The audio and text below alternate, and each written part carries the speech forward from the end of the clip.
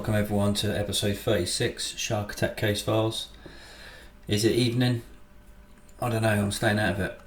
But anyway, let's jump into this episode 36. So we're going to look at Fiji. If you want to find Fiji, get on a plane. Now you go to New Zealand, just follow this high Karengi subduction zone and you go up.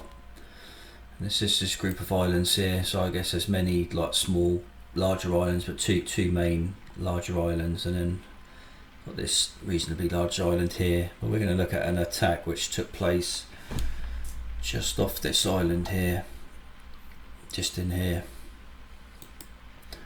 So jumping into some statistics, yeah, there's actually been quite a lot of attacks in Fiji. So there's been 68 like recognised shark attack cases with actually 23 fatalities, but only 2 of those attributed to great white sharks, mainly tiger sharks here, a few bull sharks. And the first recorded one was 1839 and the last fatality was actually 2016. But we're going to look at an attack which took place in the year 2000. But I know what you're thinking, there is no great whites in Fiji. Well, there is some evidence to prove that there is great whites in Fiji, because a few years ago they actually tagged a juvenile male great white shark called Grim. So this shark was only 3 meters in length, so about 9 feet. It was tagged in 2011 around March time off the coast of Stewart Island in New Zealand. So right at the bottom of New Zealand this shark was tagged, and it made an absolutely heroic journey. It swam all the way up the coast of the South Island, the North Island, and then it went into the Bay of Plenty. I don't know why it stayed there, clues in the name really. And it sort of messed around here for quite a while, and then sort of swam adjacent to the subduction zone, Kermadec Island. It sort of stayed here for a period, and then actually made its way all the way up to Fiji. So circum like 2,600 nautical miles, and it sort of stayed there in like a lagoon area, so sort of shallow warm water, and perhaps this is where that shark was actually birthed. So maybe a larger female shark went there, gave birth, and maybe that's why that shark went back there. But not only did it do that, it actually then swam all the way back, and then the following January, diving operators actually saw this same shark, as they recognised it through markings and various other, I guess, tags or whatever. They knew the shark, and they actually saw it again the following January. So it swam all the way back again. So that's insane. So there's some evidence there that there are great white sharks in Fiji. And so it's interesting why they go there. It's possibly that they go there to give birth, because sharks won't give birth to pups, because they just basically give birth to like small sharks. So they're only like a meter in length, sort of 80 centimeters to a meter. It's only like 2 or 3 feet in length, so they're just ready to go.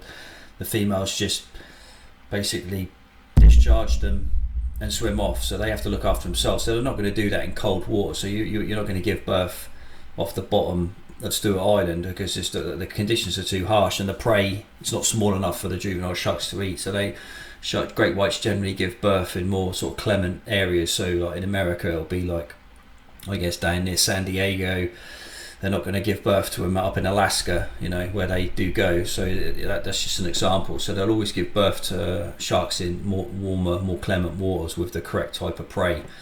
But anyway, I digress. Cut that off. Anyway, so yeah, this attack took place in the year 2000. December the 12th, on Tuesday. The victim was Michael Loxton. He was swimming and he was attacked by a 6 meter 20 foot grey white shark, and the time of the attack was 14:35 hours, and he was in about 9 foot of water, which is about 3 meter water depth, and he started off about 150 meters, which is about 164 yards from the beach, and he was attacked roughly 30 meters from the beach, so about 32 yards, and it was another full moon phase, funnily enough. Water temperature there 26 degrees, which is nearly 80 Fahrenheit, which is very warm. And this attack was probably either an investigation or a mistaken identity, and basically the narrative is that he was swimming to shore after mooring his boat up offshore for whatever reason. And here's just some pictures of what it looked like. So that's where he's swimming to, this resort, probably just, you know, going to get a beer or whatever, but he just moored his boat up sort of where that dot is, and he swam this distance into shore. So this is sort of what it looks like from his view. So he just basically, all he had to do was make it into shore. And this Michael Loxton, he was 47 years old at the time, male obviously, and he's actually the son of a former legendary cricketer, Samuel Loxton, who played in the era, I think, Donald Bradman, if you even know what cricket is. Cricket? Nobody understands cricket. And he'd been living on Fiji for about 16 years with his wife, and his wife had actually never met any other members of his family. They'd never been introduced, I guess, because it's quite a disparate area in terms of location. It's probably quite hard to get to. And then Michael usually took his fiberglass boat out, moored it up, and then he'd swim back to the beach. No idea why. But that afternoon people saw him go out, and then 15 minutes later there was some evidence, or people just saw like a massive pool of blood floating, and a body just floating in this pool of blood. By the time rescuers got out to him to bring him to shore, he was obviously dead.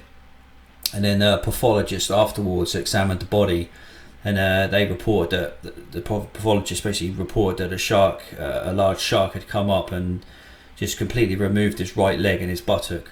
And then there were some other injuries as well to his hands and stuff, just maybe indicating that he'd tried to fight the shark off slightly, and the death would have resulted in blood loss, exsanguination, so he would have bled to death. And the shark just swam off. It didn't make any attempt to consume any of him.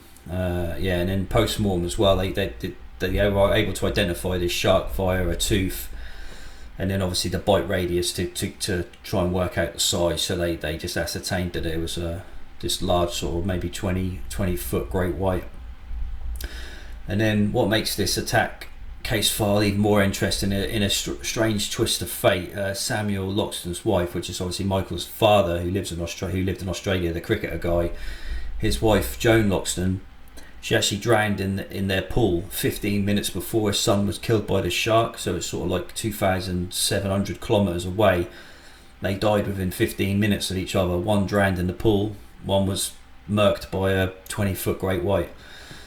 So I don't choose your poison. I think I'd rather be killed by the shark, because you get into Valhalla. So there you go. But yeah, that's that attack today. It's a strange story, that one.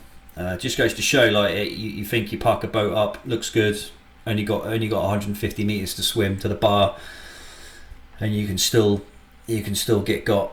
So there you go. Remember that next time you're on holiday. So yeah, laters.